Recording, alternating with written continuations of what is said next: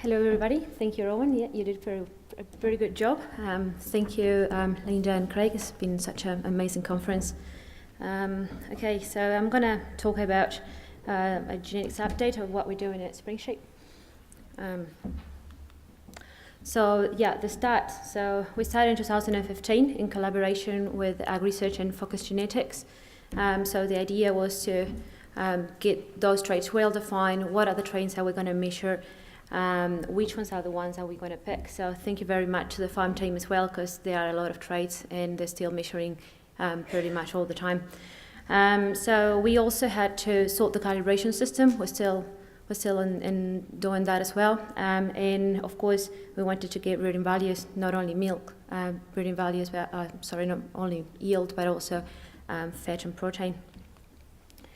So we start building our genetic flocks, as I said, in 2015, 2016. So we pretty much genotype half of our flock. In all our rams, we're keep recording traits on the ewes, keep recording traits on the lambs. We started to work with 16 technologies, and finally, yes, we got a BV for milk, for protein, and for yield. So I'm going to show you, this is a picture of what we did. So we started in 2015, as I said, with a big 3,200 ewes and plus extras. So we had a mix of everything in there. So we did use our milk meters to get our phenotype measurement. So we select approximately a group that we call the elites. So those were the 1,000 ewes. And we also kept all the rest. I paint them orange because they were still good use in this mob. And then we use our nice looking rams and we put them across both of the flocks. So then in 2016 we got those what we call elite daughters, elite sons, and also some other ewes. In 2017, we imported semen from Europe, as you all will know, as well as embryos. So what we did is we had our elite team here and the rest of the flock, which we named our nucleus, so we made it into one. And we did lap AI, so we lap AI approximately 2,000 ewes and 600-700 hoggets, so we did hoggets and ewes. We also still experimented with 6 semen technologies, and we also did some embryo transfers.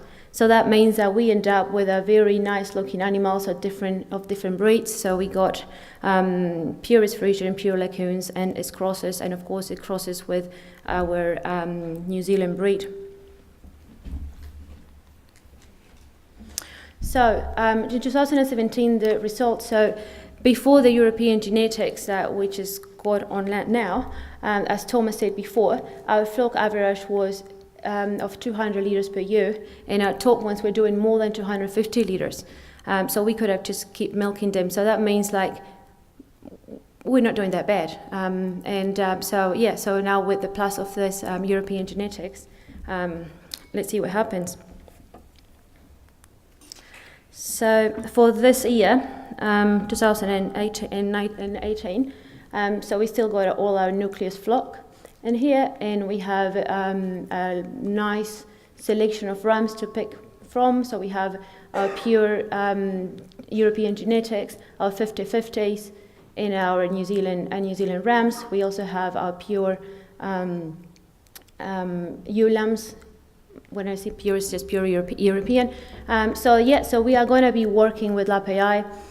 We are going to be working with six semen, quite a lot. So we're still trying it. And we're going to do a lot of natural mating as well with our rams. The idea is we're going to be having we're going to be populating 3 farms. So St Kilda, which is pretty much a hybrid model that you guys already know. We're going to have our pilot hybrid farm and a pilot outdoor farm. Pretty much what Nick talked about it yesterday. So we're having those 3 milking farms and some other extra ewes. So these 3 farms are going to be fully linked, plus the extras as well. we're still doing more genotyping as we go. So we genotype pretty much all our ewe lambs already, and some of our ram lambs as well. Cool. So what other things are we doing? So Spring Sheep Dairy is collaborating with SIL, so to get the milk module going. So one of the things that for us is very important is that, so if your flock is related to our flock and you are genotyping, then our data is going to be available through SIL for you to use and to increase the accuracy of your predictions. We also, in collaboration with Beef and Lamb Genetics, we've developed the first book of visual guide for our scoring. You guys will have one book on each table that you could have a look. So thank you, Sharon McIntyre, for putting this together, and also Shirley. And of course, so this started 2 years ago when we were like, okay, so we do need to start measuring, doing something with other scoring. So we know that other traits, they can influence yield, they can influence milkability and the health of the udder. So we started talking, having a look, reading a lot of papers. We got in touch with Professor de la Fuente from Spain, that he's done all the other scoring for the Ture breed. He sent me more things to read, so that was pretty encouraging. And then with our stock manager, Joe Triggs, which is start scoring. So yeah, that was a tough thing to do. We were running around the parlour with a projector, a ruler, photos, and we did the same thing last year. So it's pretty cool. So the good thing is, like, within the SheepNet visit last month, we got in touch with Antonello Carta from Sardinia, and so it was good to score some sheep with him in the parlour.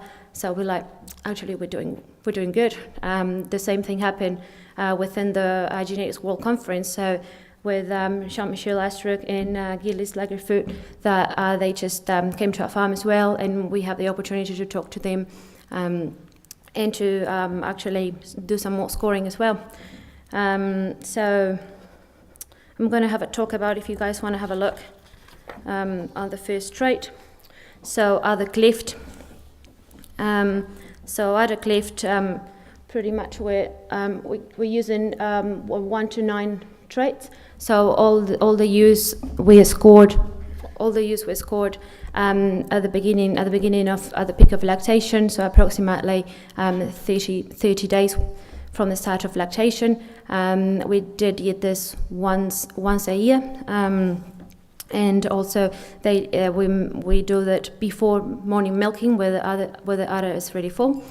And so, score 1 refers to a no cleft. So you can see there, it's just straight, pretty much straight.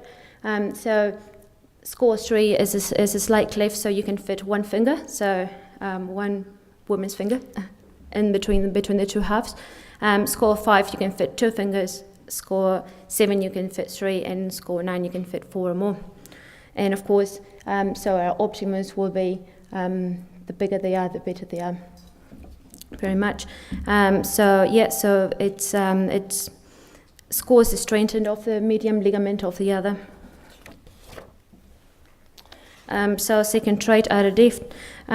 So this is what is scoring cistern height. So very long udders. So this is one of the problems that I was talking to Jean-Michel on, they have with the lagoon. It's like, if when you're selecting for yield, then udders get, you can have a risk of udders getting more baggy and very long, and that will have a problem with udder health, because it's just too long. So we just want to keep an eye on this and just not let it go. We use it the reference as a hook. So udders that have like at hook length or longer, we call it a number 1, and then we go from the hook to the top, so halfway in 3/4. So 3/4 will be score 3, and then half the way is the score 5, and 1/4 high it's score 7, and then pretty much to the top, it's a score 9. The next trait is outer attachment. So outer attachment is the perimeter of the udder. Score 9 is a very low perimeter. We use our hands as well, so we just place our hands between, just in the place between the udder and the legs, and we also feel the front. So how big is that perimeter? So that's what the number 1 is quite shallow, and it's quite small. So then on score 3, we can just easily put our hands in there. And in score 5, we can still comfortably fit them, but you can see that it's still getting bigger. And then on score 7, you can it's kind of quite tough to put your hands in. And then on score 9 is pretty much you just have to push your hands in there just to try to measure it. So teat angle. Teat angle, we were running around with a protractor in the parlor, so that's it's very useful, especially when you're not very sure of what the angle is going to be. So then you just it'll help you. It will help you a lot. So whoops.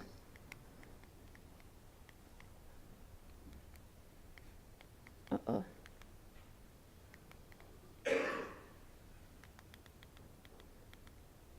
Sorry about that. So number 1 is a completely horizontal teat, and then other score 3, it goes to a 25-degree angle. So the easiest way is to place the protractor horizontal, and then you can just see it easier, and then going like that.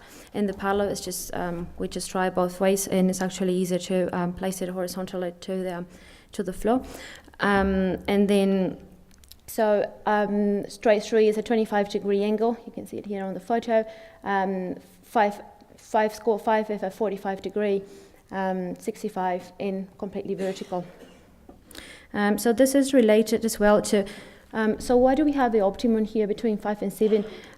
So if you leave your lambs with the ewes, you just don't want the completely vertical teats, because that's a little bit harder for the lamb to drink.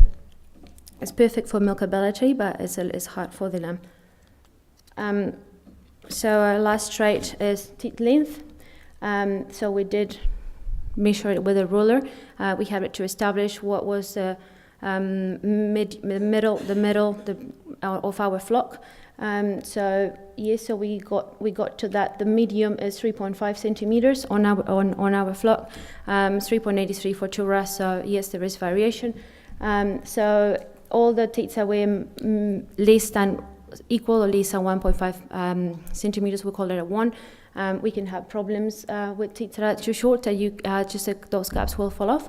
And then it will just go to 2.5, 3.5, as I said before, which is a medium, 4.5, and then a very long teat of 5.5 centimeters or longer. With 5.5 centimeters or longer, you could have problems on when milking those sheep as well. So all the traits for other scoring have a heritability, moderate heritability from 0.19 to 0.33. So yes, they are. So that's why they are good traits to measure, and they're also positive correlated. A slightly negative for other diff, as I said before. If you keep selecting for yield, then those others are going to be getting baggy, and we don't want that. We want to say that one of the ideas to do is just to do some sessions to train those scorers, because so then we know that what we're measuring, we're doing it the way correctly. We did see it ourselves and got like those 30 to 40 ewes, score them and go again and score them again. So we'll be running those sessions for everybody that is likely to do it. So Beef and Lamb will be doing that, and we'll be absolutely helping. We're very open, guys. If you want to come and have a talk, we'll explain you how to do it, what we did. So please come and have a talk. So thank you very much.